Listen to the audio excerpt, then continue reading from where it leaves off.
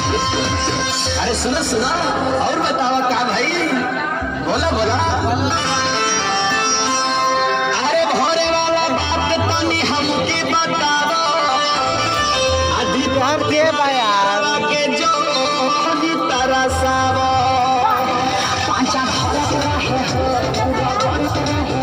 दीपक राय पिया से जिया के लड़त रहे हो रिंकू अनु पिया से जिया के लड़त रहे हो दीपक राय पिया से जिया के लड़त रहे हो गलब करत रहे हो गलब करत रहे हो गलब करत रहे हो सैया कोचा वाला रात के प्यार करत रहे हो सैया कोचा वाला रात के प्यार करत रहे हो।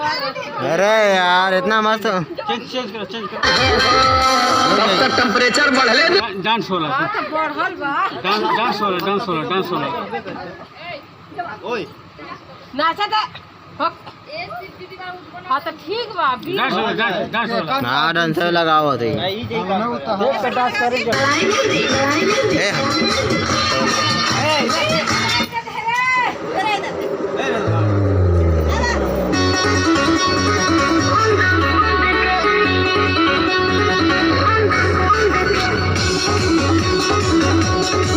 पूरा वीडियो अभी हम अपने मोबाइल में डालते हैं।